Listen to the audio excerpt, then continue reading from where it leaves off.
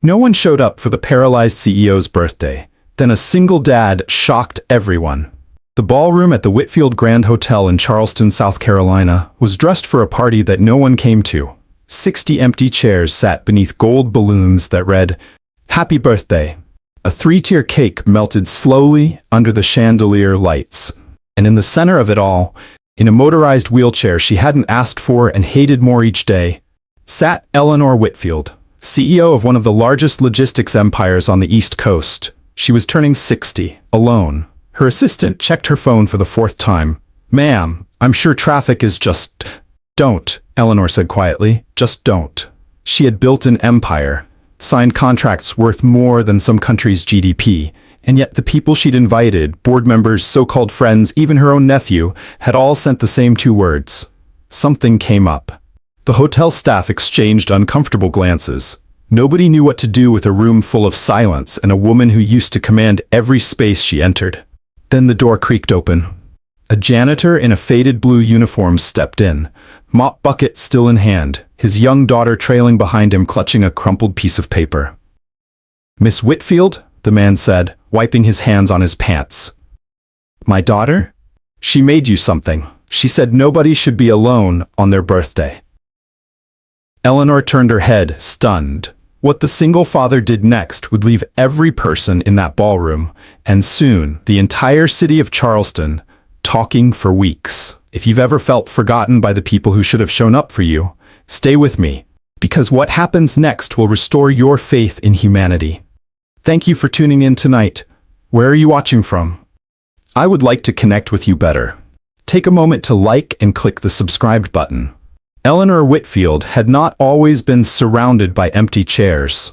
30 years ago, she'd built Whitfield Logistics from a single delivery truck and a stubborn refusal to fail. She'd clawed her way through boardrooms that didn't want her, outworked men who underestimated her, and by the time she was 45, her name was on buildings from Charleston to Baltimore. She owned warehouses the size of small towns. She owned a mansion on the Ashley River with a view most people only saw in magazines. She owned, by most accounts, everything, except her legs. 2 years ago, a car crash on I-26 had taken that from her, along with, it seemed, most of the people she'd once called friends. The board still answered her calls, because her signature still mattered. But the invitations to dinner stopped. The Christmas cards stopped. Even her nephew, Whitfield Logistics Vice President of Operations, had stopped visiting except when quarterly numbers needed her approval. "Something came up," he texted that morning. The same 4 words he always used. Eleanor stared at the melting cake and wondered, not for the first time, whether wealth had ever bought her a single thing that mattered.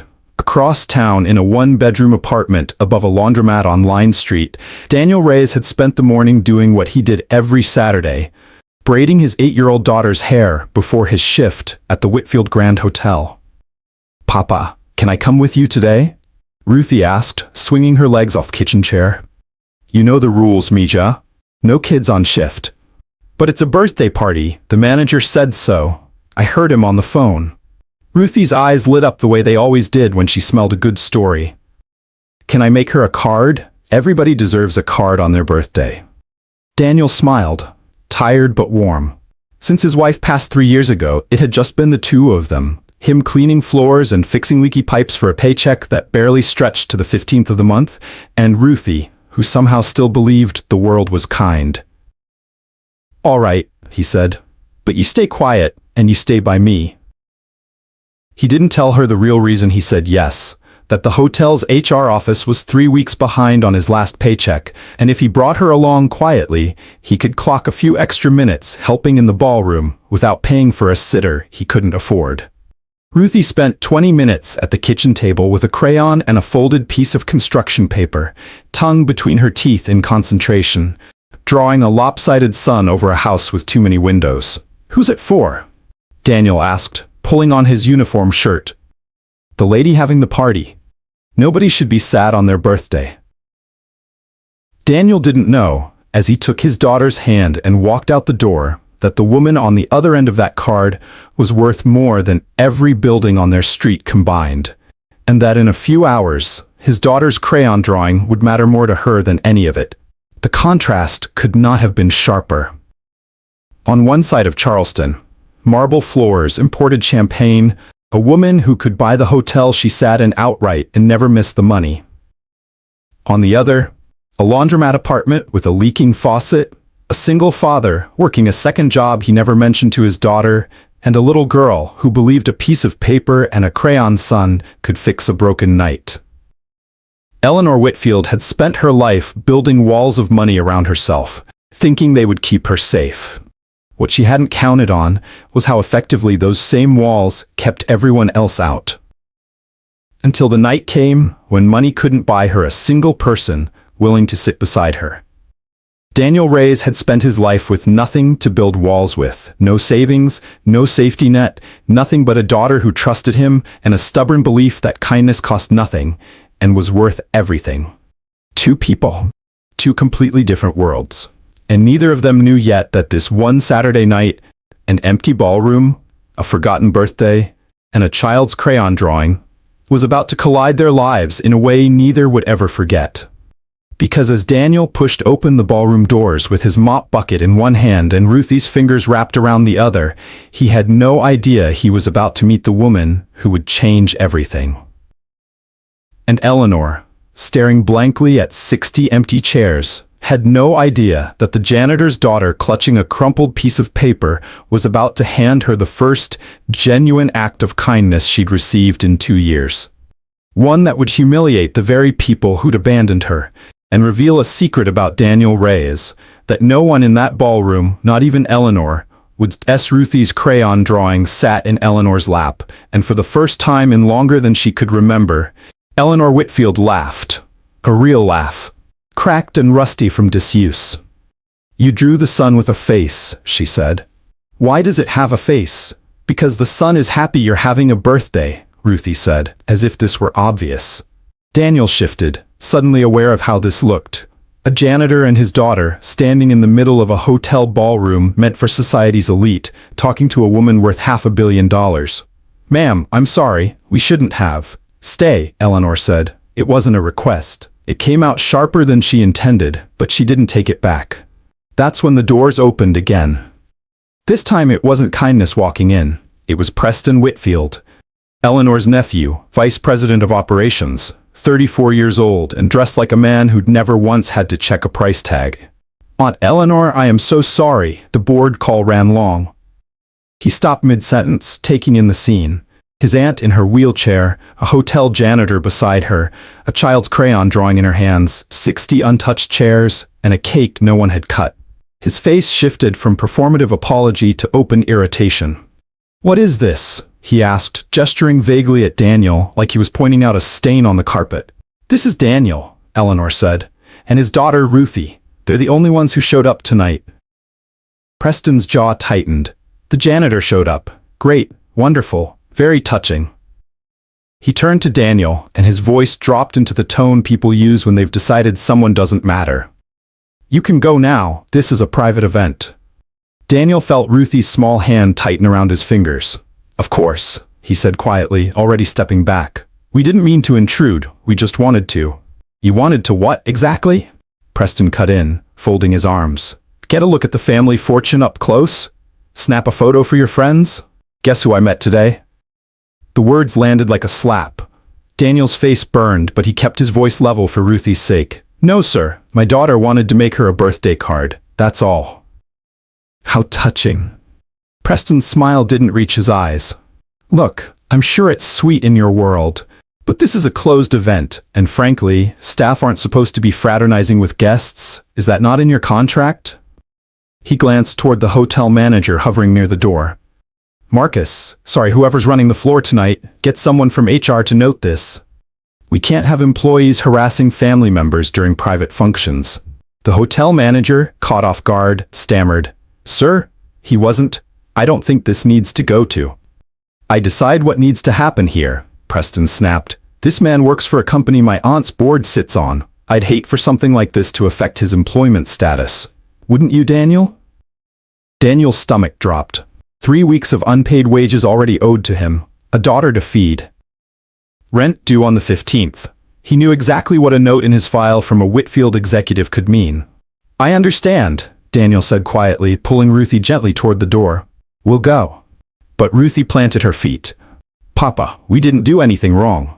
Ruthie, it's true. Her voice rose, small and fierce in the too quiet ballroom. We just wanted her to not be sad. Preston laughed, an ugly, dismissive sound. Adorable, truly. But sentiment doesn't run a company, sweetheart, and it doesn't pay bills either. Something your father should probably explain to you. He turned back to his aunt, voice shifting instantly to syrupy concern. Aunt Eleanor, I am so sorry about tonight. The board meeting genuinely ran over, I promise you, and I'm sure the others had real emergencies too.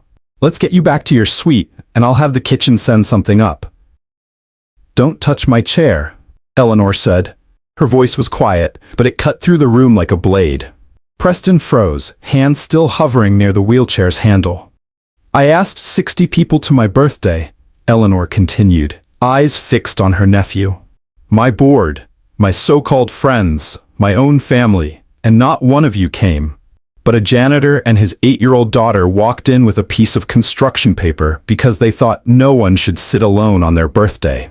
Her voice began to shake, not with weakness, but with something closer to fury. And you want to threaten his job for that? Aunt Eleanor, be reasonable. He's just what, Preston? Eleanor's eyes didn't waver. Finish that sentence, I'd like to hear it. The room went utterly silent. Even the hotel manager seemed to be holding his breath. Preston opened his mouth and closed it again. Because what he didn't know, what none of them knew yet, was that Eleanor Whitfield was not simply asking a question. She was making a decision. One that by the end of the night would strip Preston of far more than his composure, and would reveal a truth about Daniel Reyes that would leave the entire ballroom in stunned silence. Preston never finished his sentence. Instead, he straightened his jacket, forced a tight smile, and tried a different approach, the one that had always worked on board members and vendors alike. Charm wrapped around a threat. Aunt Eleanor, you're emotional. It's your birthday, you're tired, and frankly, this whole night has been a disappointment for everyone. He gestured toward Daniel without looking at him. Let's not make a scene over hired help. I'll handle the staffing issue quietly, and we can move past this. Hired help. Eleanor repeated the word slowly, like she was tasting something spoiled. Do you know what he did tonight, Preston? He didn't have to walk through those doors. He works the overnight shift. He clocked in 2 hours ago, and he still came to check on an empty ballroom because he said. She looked at Daniel. What did you say to the front desk manager, exactly? Daniel hesitated. Ruthie squeezed his hand. I said it didn't feel right, Daniel admitted quietly, letting a room stay that empty on somebody's birthday. Even if I couldn't fix it, I figured somebody should at least say happy birthday. Preston rolled his eyes. How noble. It's not about being noble. Something in Daniel's voice shifted, quiet, but no longer small. For 3 years he had swallowed every insult that came with being poor in rooms built for the rich. Tonight, watching Preston threaten to take away the only income keeping his daughter fed, something in him finally refused to stay swallowed. My daughter's mother died 3 years ago. I work 2 jobs so Ruthie has a roof and food and doesn't grow up thinking the world only cares about people with money. And I don't care what it costs me, sir, but I'm not going to stand here and let you talk to my daughter like her kindness was a mistake. The room went dead silent. Preston blinked, clearly unused to being addressed without a trace of fear. Excuse me? You heard me. Daniel's hands were steady now, even as his heart hammered. You can write me up. You can fire me tonight if that's what this is about. But you're not going to make my daughter feel small for caring about a stranger. Not while I'm standing here. Ruthie looked up at her father with wide eyes, the kind of look children give adults when they realize for the first time that their parent is brave. Eleanor watched the exchange, and something in her chest, something that had been frozen since the crash, since the hospital, since the calls that stopped coming, cracked open. Preston, she said, leave. I'm sorry? You heard me the first time. Eleanor wheeled herself forward, closing the distance between herself and her nephew. Leave the ballroom. And when you're done doing that, I want you to think very carefully about the fact that you drove 40 minutes to threaten a janitor's job on the same night you couldn't be bothered to drive 40 minutes to sit with your own aunt." Preston's mouth opened, then closed. He looked around. At the hotel manager, avoiding his eyes, at the two remaining staff members near the kitchen doors, pretending very hard not to watch, at his aunt's unwavering stare. "You're being irrational," he tried, voice tightening. "This is exactly why the board has concerns about your—" "About my what?" Eleanor's voice didn't rise. It didn't need to. "Say it, Preston. You've been circling it for months. Go on." The silence stretched, thin and dangerous. "About your capacity," Preston finally said, quieter now, like the word cost him something to release. "Since the accident, there are people on the board who think it might be time to discuss a transition." There it was. The real reason for the empty chairs. Not scheduling conflicts, not board calls running long. A quiet campaign, months in the making, to paint a woman in a wheelchair as no longer fit to run what she'd built with her own two hands, and to make sure she was isolated enough, humiliated enough, alone enough, that she wouldn't fight back when it happened. Eleanor felt the pieces click into place all at once. The unanswered calls, the sudden distance, the convenient absences of every board member who mattered, all on the same night. Because somewhere, a meeting had happened that she hadn't been invited to. "You planned this," she said slowly. "Tonight, all of it." Preston didn't answer. He didn't need to. His silence was answer enough. Ruthie, sensing the tension but not fully understanding it, tugged gently on Eleanor's sleeve. "Miss Whitfield? Are you okay?" Eleanor looked down at the little girl, at the crayon sun with its crooked, happy face still resting in her lap, and something settled inside her. Clarity, sharp and cold, and absolutely certain. "I'm better than I've been in 2 years, sweetheart," she said. Then she turned back to Preston, and her voice carried the same tone that had once closed 9-figure contracts and silenced boardrooms full of doubters. "Get out of my sight, and call an emergency board meeting for Monday morning. 9 a.m. sharp. I'll be there, in this chair, with my mind fully intact, and we are going to have a very long conversation about loyalty." Preston's face drained of color. "And Daniel," Eleanor continued, not breaking eye contact with her nephew, "you're not fired. In fact, I'd like you to stay for a moment, because I think it's time Preston learned exactly who you are." Daniel frowned, confused. "Ma'am?"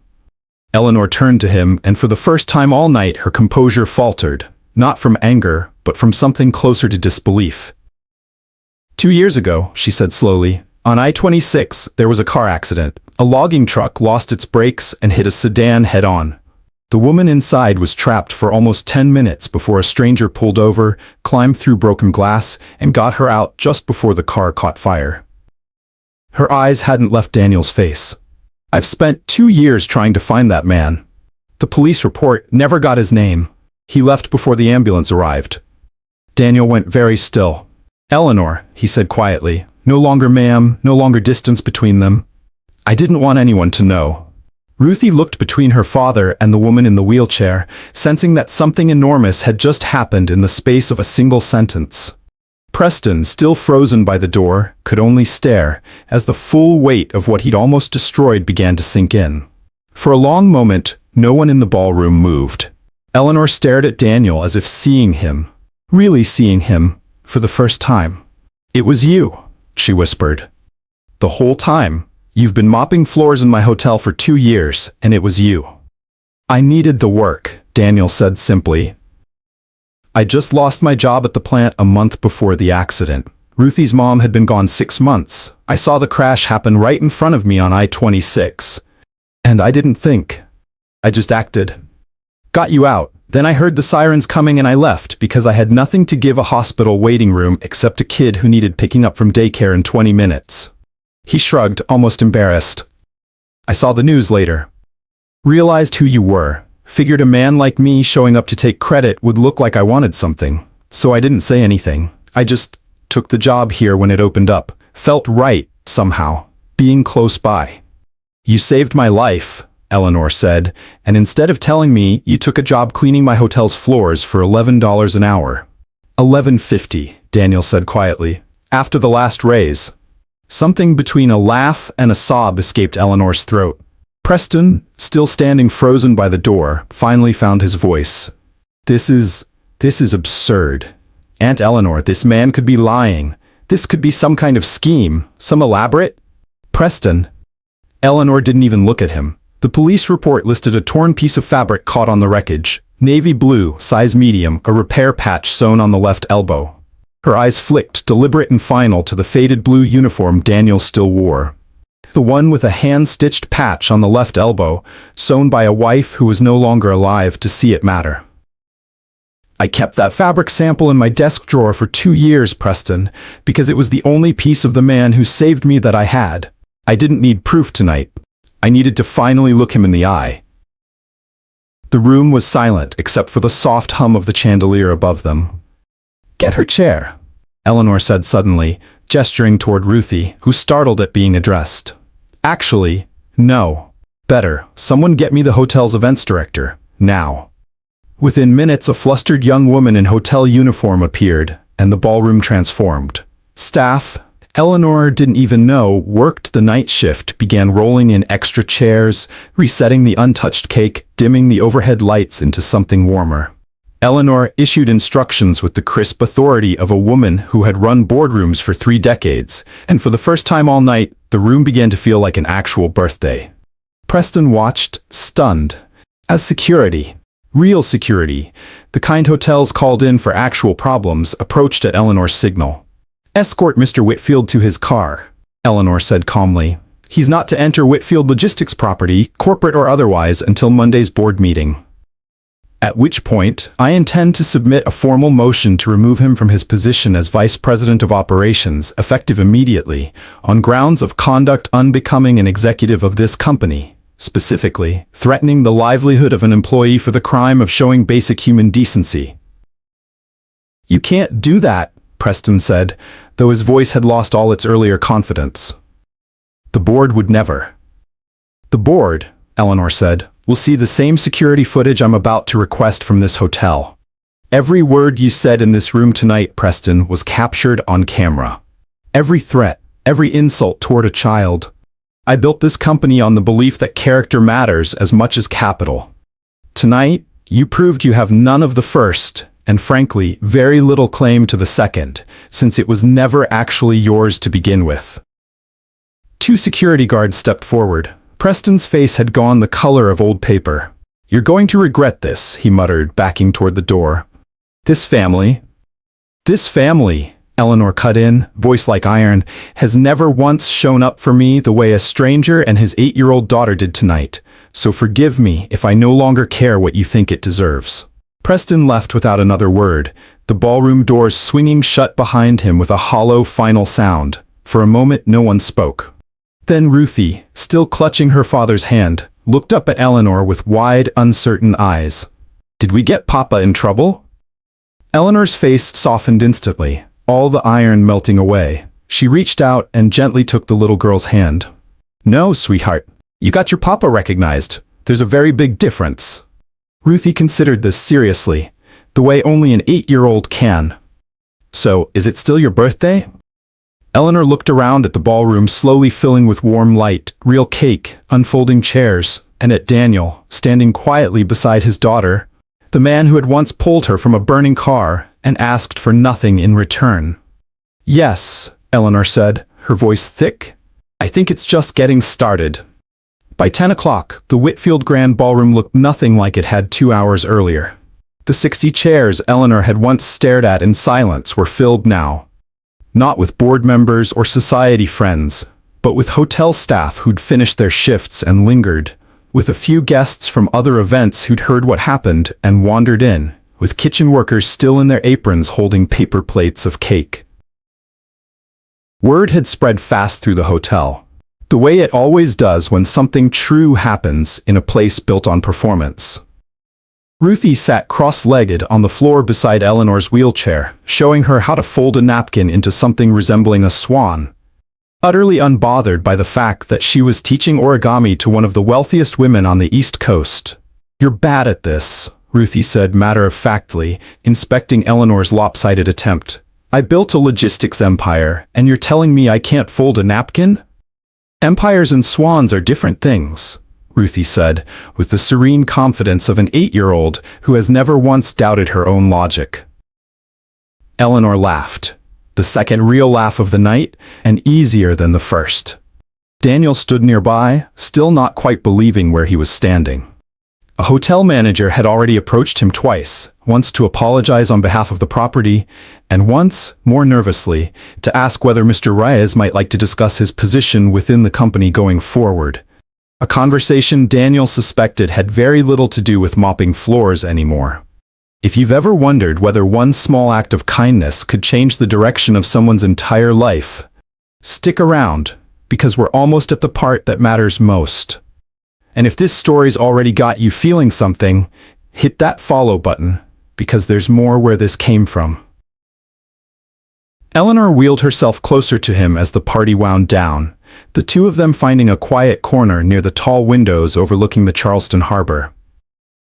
"I have accounts, Daniel," she said, "foundations, more money than I could spend in 3 lifetimes, and in 2 years, not $1 of it bought me a single visitor at my hospital bedside, or one honest conversation, or a birthday with a full room. You gave me all 3 tonight, and you didn't even know you were doing it." Daniel shook his head. "I didn't do it for anything, Eleanor. I did it because Ruthie asked, and because it felt wrong to let you sit alone." "I know." Eleanor's eyes were bright. "That's exactly why it mattered." She reached into the small bag hanging from the side of her wheelchair and pulled out a business card, pressing it into his palm. "Monday, 9 a.m. I want you in that boardroom. Not as a janitor, as my guest of honor, while I tell the board exactly who saved my life 2 years ago, and exactly who they should have been looking for all along instead of quietly trying to push me out." "Eleanor, I don't need. I'm not doing this because you need it," Eleanor said gently. "I'm doing it because I need people around me who showed up for the right reasons. Starting Monday, I'd like to create a position, Director of Community Relations, reporting directly to me. Someone who understands what it actually means to notice people other people overlook. I can't think of anyone more qualified." Daniel opened his mouth to argue, then looked down at Ruthie, still cross-legged on the ballroom floor, folding her 20th crooked napkin swan, humming quietly to herself, entirely unaware that her small act of kindness had just changed her family's life. "Okay," he said finally, voice thick. "Okay. Thank you." 3 weeks later, the Charleston Post and Courier ran a story that spread far beyond South Carolina, about a paralyzed CEO abandoned by her own board and family on her 60th birthday, and the janitor and his daughter who filled an empty ballroom with more genuine warmth than money ever had. Preston Whitfield was formally removed from his position the following Monday, the board voting unanimously once the security footage was reviewed. Eleanor Whitfield, meanwhile, began quietly restructuring Whitfield Logistics' Community Outreach Division, with Daniel Reyes, once a night shift janitor, now sitting at the head of it. But the detail that made people share the story, comment on it, send it to family members they hadn't spoken to in months, wasn't the boardroom shakeup, or the demotion, or even the astonishing coincidence of the highway rescue. It was Ruthie's crayon drawing, the lopsided sun with the too happy face, which Eleanor had framed and hung in her office, right beside her original certificate of incorporation. A reminder, she told visitors, of the night she learned that the truest measure of a person isn't what they own. It's who shows up when they have absolutely nothing to gain. If this story moved you even a little, do us a favor and share it with someone who needs the reminder today. And if you want more stories like Eleanor and Daniel's, real kindness, real consequences, real justice, subscribe, because we've got plenty more where this came from.